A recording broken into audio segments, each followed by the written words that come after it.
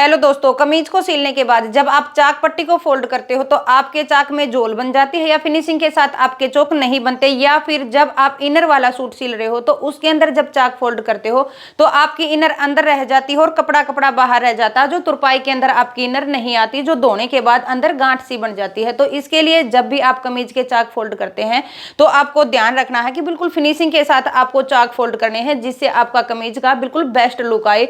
कमीज की फिटिंग के साथ साथ चाक भी उतने ही मायने रखता है जितनी सूट की फिटिंग मायने रखती है। तो उसके लिए जब आप चाक को फोल्ड करते हैं तो आपको क्या ध्यान रखना है, ये देखिए इस तरह से जैसे हमने कमीज को ऊपर से तैयार कर लेना है। इसके बाद जब हम चाक को फोल्ड करते हैं तो जो हम ये साइड वाली सिलाई लगाते हैं ये हमें नीचे तक नहीं लगानी है, ये हमारी जहां तक हिप होती है वहां तक ही हमें ये सिलाई लगानी है। और कमीज को जो हमारी मुड्ढे की सिलाई है यहाँ से पकड़ना है, ऐसे ऊपर उठा के इसमें ये देख लेना कि कान है या नहीं है। इसको ऐसे हिलाने से क्या होता है कि जो हमारी कान होती है वो एक तरफ निकल आती है। इसके बाद हमें घेरे को ऐसे सीधा रख के बिल्कुल चारों पल्लों को ऐसे मिला के फोल्ड करके रख लेना है। बिल्कुल अच्छे से घेरे को फोल्ड करने के बाद इस तरह से रख लेंगे। अब हम घेरे में चौड़ाई का निशान लगाएंगे। तो जितनी हमें चौड़ाई रखनी है, यहाँ पे हमें 22 इंच की चौड़ाई रखनी है, तो इंची टेप को इस तरीके से रख के यहाँ 11 इंच पे निशान लगाना है। ये निशान हमें चारों पल्लों पे लगा लेना है।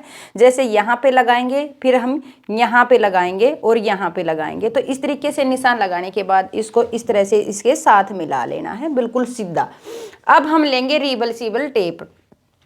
जो हमने ये चाक तक सिलाई लगाई थी और हमने नीचे से इसको ऐसे छोड़ लिया था, तो रिवर्सिबल टेप को हम इनर के साथ इस तरह से रखेंगे। एक पैर का मार्जिन देते हुए हमें अंदर की तरफ रिवर्सिबल टेप को ऐसे रखना है। इसके ऊपर हम इसको ऐसे रखेंगे और प्रेस के साथ अच्छे से चिपका लेंगे। इस तरह से रिवर्सिबल टेप को रखना है। उसके बाद हम इसको इनर को ऐसे रखेंगे और यहाँ से हम प्रेस लगा लेंगे। इनर को और कपड़े को बाहर से बिल्कुल अच्छे से मिला लेना है।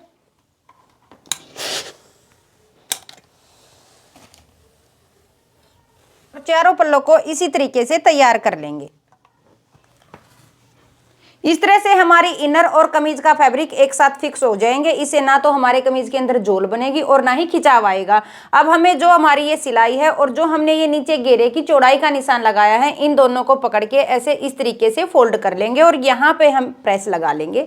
जब हम घेरे को इस तरह से फोल्ड करते हैं तो हमें इसको लूज नहीं रखना है, ऐसे टाइट कर लेना है। ऐसे टाइट करके फिर हमें प्रेस लगानी है।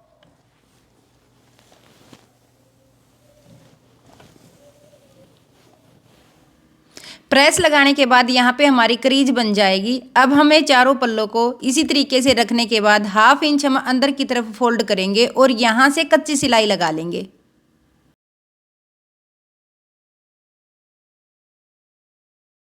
तो इस तरह से बिल्कुल फिनिशिंग के साथ और सीधे हमारे चाक फोल्ड हो जाएंगे। जब हम तुरपाई करते हैं तो हमारी इनर और फैब्रिक दोनों एक साथ हो जाएंगे, जिससे हमारी तुरपाई भी बिल्कुल फिनिशिंग के साथ हो जाएगी और आपके सूट में किसी भी प्रकार का कोई झोल नहीं आएगा। तो इसी तरह की वीडियो देखने के लिए मेरे चैनल को सब्सक्राइब करें, वीडियो को ज़्यादा से ज़्यादा शेयर करें। अगर आपको कुछ समझ नहीं आया है तो आप मुझसे कॉमेंट में पूछ सकते हैं।